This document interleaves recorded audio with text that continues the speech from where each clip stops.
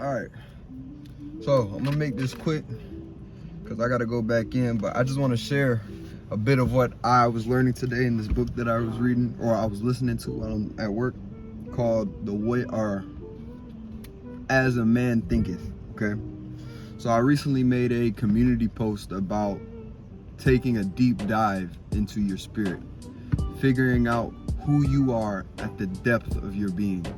You see, a lot of times when we go through pain, a lot of times growing up, as we hurt, we tend to push things deep down within ourselves. Okay, now when this happens, it tends to go neglected for a long time. We ignore it, we push it down, and it's gone, right? But ultimately it continues to affect us throughout our day-to-day life as we progress, as we get older, as we keep going, right? Unconsciously though. So the point of the community post I made was pretty much saying deep dive into who you are, because only when you are able to align your spirit, only when you're able to figure out who you are at your depth, only when you know deep down exactly who you are, what you desire, when you take a dive into the things that cause you pain, the things that we avoid, and I said whether due to subconscious fear or conscious denial. When you take a dive into that and you figure out who you are, you come out stronger on the other end. Okay, now along those lines, I just started listening to this book today, and it's fucking hilarious because based off what I wrote yesterday, he pretty much confirms it in this book. So he pretty much talks about how your thoughts are what dictates your reality. Now, this is something that we've heard before. This, if you've ever heard of like manifestation or anything like that, you already know of this, but your thoughts dictate your reality. So I recently told somebody that I was talking to my brother. I recently told him, I said, when there's chaos within, when you within yourself are not in line, then the world around you is chaos. When you don't know who you are, you don't know where you're going, the world is going to continue to be chaotic. Everything that you do is going to be chaotic, right? Whether it's talking to women, if you're with somebody, if you don't know who you are and where you're going, if you're internally chaotic, they're not going to follow your guidance because they can sense it, right? Beyond that, if you don't know who you are and where you're going, life is going to keep throwing shit at you, but you won't know how to handle it because you don't know who you are. You haven't connected with your strength. Okay, so your thoughts create your reality. Now, with that said, one thing that he said was the thoughts are the armory where a man creates the weapons that he will use against himself. I'm gonna say that again because that's deep as hell. Listen, your thoughts are the armory where a man will create the weapons he will use against himself. Now, for anybody that's ever gone through a sort of depression, if you deal with any sort of anxiety or anything like that, the thoughts that you have in your mind are what create the feeling that you get and the way that you interact with your environment.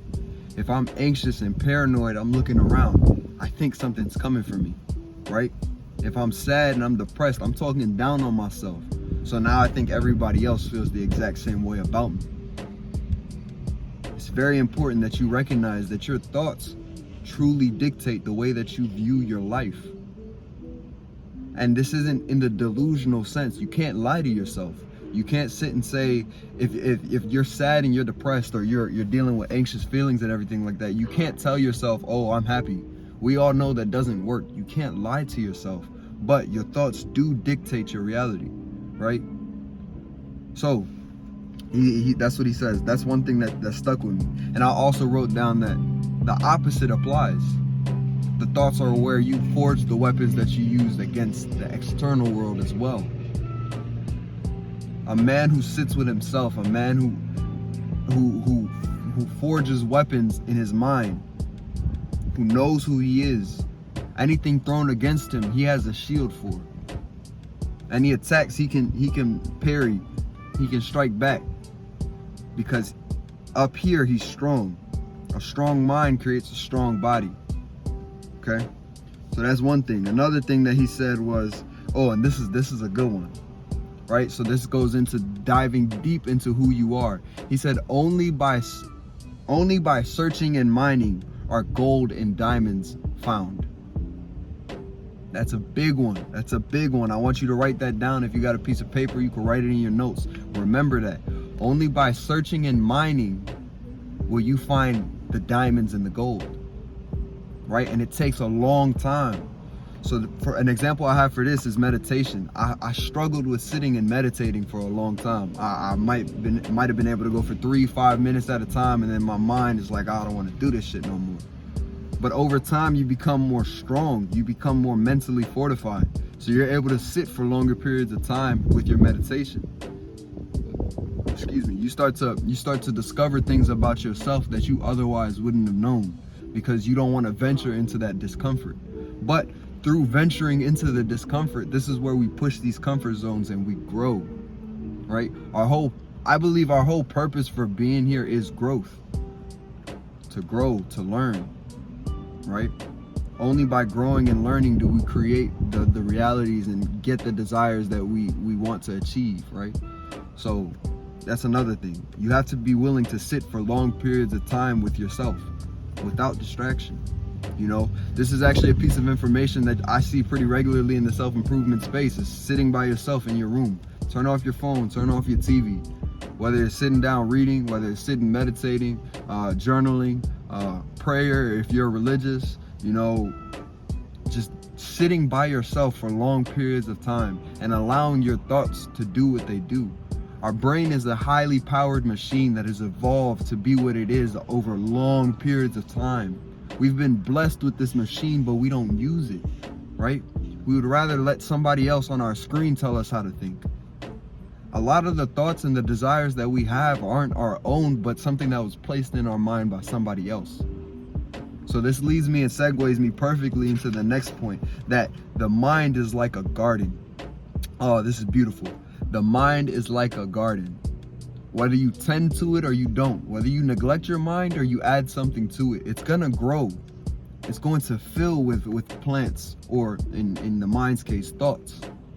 And you have full control over the kinds of thoughts that you gain.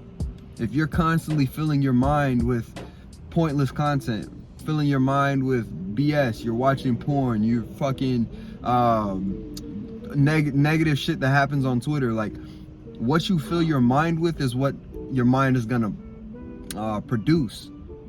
So if I'm on my phone and all I see is, damn, the world is going to war, damn, this is happening, damn, this person just got hit, oh damn, this person just died, all this negativity is gonna create this image in my mind that the world is dangerous, the world is negative, right?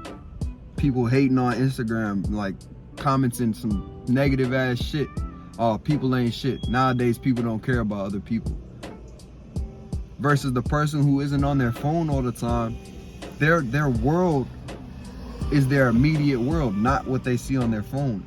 The world that I live in is probably different from the one that you live in. Even though we physically live in the same world, our experiences are completely different based on what it is that we put into our minds, right? So going back to it, the mind is like a garden. The seeds that you plant will grow the thoughts that you have. But be mindful, you're not the only person planting seeds in your mind, right? There are seeds planted by your parents. There are seeds planted by your teachers. There are seeds planted by the content you watch, the music you listen to. There are seeds planted by the books that you read or don't read. Advertisements that we see. It's all subconscious, but they're there. The ones that we choose to water are the ones that will grow. The ones that we pull out are the ones that will be gone. A gardener knows when to pull his weeds, okay? So that's another big one. Treat your mind as if it's a garden. Take care of it. You know, be mindful of what it is that you allow to enter your mind. Don't be so easily influenced by everything. Everything is not true, and everyone doesn't have your best interest in mind, okay? And finally, the last thing that I'm going to give you is this. Nothing is circumstantial. Everything every situation that we are placed in, every circumstance that we come across, it is due to a decision or a thought that we had at some point, right? So one thing that he said was the man who goes to jail, it wasn't due to some circumstance that was just placed upon him. He was doing something he wasn't supposed to be doing. Now, when he said that, I had the thought, all right, well, what about the wrongfully convicted? But then the same rule applies. Wrong place, wrong time. You made the decision because of a desire. Let's say somebody robs a store and you're the one that gets arrested, but you didn't do it. You went for your desire of food. You made the decision to go to the grocery store on that day at that time, and it led to this action, right? Even though it's wrong, it's the truth, right? So any circumstance that you're placed under, it is due to some thought or desire that you had at some point. Nothing is circumstantial. And what he said about circumstances is every circumstance that you're placed in is an opportunity for you to learn and grow. And through learning the lesson that you're supposed to learn, this is where we gain the most. This is where we become the powerful being. We become the creators of our own reality, right? The gardener that plants the seeds, waters it, and watches it grow the fruit. Okay? Now, another thing that he said here is circumstances do not create the man, but they show who the man is. Now, the best example that I could give for this is this. A man who cheats on his girl, it is not because the opportunity was presented. It is not because the circumstance. It is because in his mind, the option was always open. He was just never placed in the right scenario. Take that in.